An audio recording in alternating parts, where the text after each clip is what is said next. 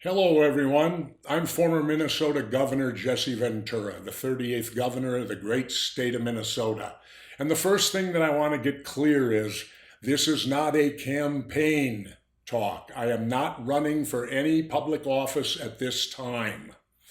But I do want to make a political statement in the light of what we live under today and a brief history. First of all, I'm 69 years old now. I'm a graduate of Minneapolis Roosevelt High School. And if you recall the recent events with Mr. Floyd and his death in Minneapolis, that happened right in my neighborhood, South Minneapolis, between Roosevelt and South High School, where I grew up. I'm very familiar with it. And so that's a little bit of history of me. I joined the Navy right out of high school. I'm a Vietnam veteran. I came home. The first thing I did, I was rebellious, and I walked with the Stop the Draft movement. I wanted the draft ended because the draft was a horrible thing that was totally discriminating, and the rich kids get out like Donald Trump, and the poor kids have to go. And so, and most of the poor kids were kids of color would have to go to the war. And so I marched against the draft. We were successful in eliminating it. I've also marched for the Equal Rights Amendment for women, and been involved lately. And I marched multiple times to change the name of the Washington football team. So I've always been a bit of a radical in a way, rebel, whatever you want to call me. Dennis Kucinich, the great congressman from Ohio, after dinner one night, called me the greatest free spirit he had ever met. And that was one of the greatest compliments I could ever get from someone like Dennis, too, especially. But my history is I've always been third party. I mean, I voted for John Anderson way back in the Ronald Reagan era. I have voted third party politics constantly because I've seen the destruction, and I understand. John Adams, one of our forefathers of the country, warned us, I believe it was Adams, when he said when political parties take over the government, when they become so powerful, that will be the end of the United States as we know it. Well, people, don't you think we're kind of there right now? The two political parties have really taken over. And I like to refer them as really the one political party. They're the corporate party. Because when I was governor, I brought the third party people together to try to get them under one roof. And unfortunately, it was like herding cats. But I did find out what we had in common. And here's what we had in common. We didn't take the dirty money. That's what all the third parties pretty much have in common. We're not dirty with the PAC money and the dirty corporate money. The other two parties are. And always remember this. The two major parties today, they put their party before the country. You see that constantly. Protect the political party, the party's power. They aren't necessarily doing what's best for the people of America. That's number one on their priority. Number two, the donors, the money people, the people that keep them in power, the people that pave the way. They're the ones that get the tax cuts. They're the ones that get the money bailouts when our economy tanks. So naturally, they're the second ones fixed or taken care of. Then finally with them, it's their own personal view, whatever they may feel personally about an issue. And we, the people, might be fourth.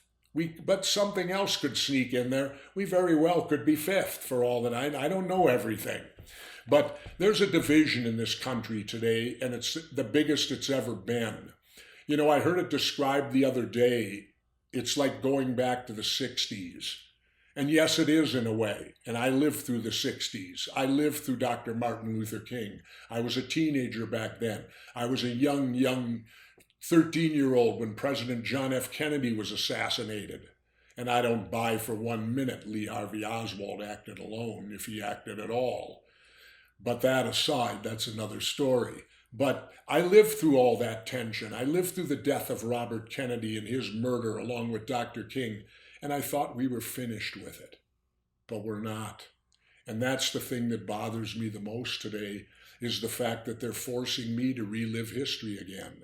They're forcing me to relive times that I remember in my life today. And I'll state this. I think it's worse today, believe it or not, than it was in the 60s. I think to get to where we're at today, you have to go back another 100 years. You got to go back to the Civil War, because what's happening in our country today is a division. A division in our country. We're being divided up, just like the Confederacy and just like the Union soldiers. And if that happens, it will be a disaster, a complete disaster. Now, why do we need to elect a third-party president? Here is why. No matter if you elect Trump or Biden, the polarization is going to continue and it's going to get worse. It's going to get worse. The only way out is to give them a common enemy, and that's what the third party does. They fear the third party more than anything else, and guess who knows that from experience? You're looking at him. I got elected governor of Minnesota. I had a Democratic-controlled Senate and a Republican-controlled House, much the same as you see nationally today. Now, for the first 3 years, whoever I sided with generally prevailed. But then we got to year 3. I submitted my budget, which I'm required to do. The Democrats and Republicans got in bed together. They discarded my budget. They came back with one of their own. I vetoed it twice. They overrode my veto twice. Subsequently, using the people of Minnesota for political pawns, their budget didn't work. I had left office, and guess what? Minnesota had a $5 billion deficit because they put their party politics and party power before the good people of Minnesota. The pecking order was them first, the Minnesota people second. And there's a great example of it. Now, nationally, that's what you need to have happen. You must give them a common enemy.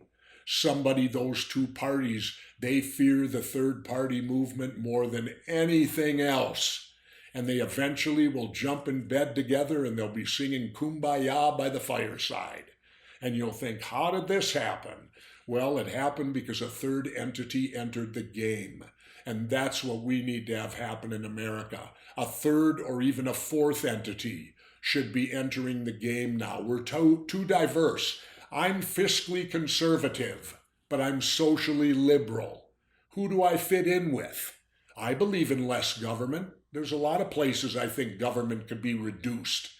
But I also believe in social issues. I don't think it's the government's business what your sexual preference is. I don't think it's their business. End the war on drugs. It's been a disaster. And, there's all sorts of things like that can happen if we break the cycle of the Democrats and Republicans. But that's what you have to do. You have to break the cycle. And doing that is difficult and will be difficult. It may be a 10 or 20-year process. Remember, they've been in charge this long and they're going to protect their turf. Now, I just want to tell everyone, thank you very much for hearing me today. I appreciate it very much. I keep trying to get out of politics, but it's kind of like pulling the plug in the bathtub. It keeps wanting to suck you down the drain. But anyway, I still love my country. I believe in my country, and I believe that we can be a better nation and will be a better nation when we're given more than just two choices. Always remember what the late, great Jerry Garcia of the Grateful Dead said. If you're made to pick the lesser of two evils, it means you're still picking evil. Thank you.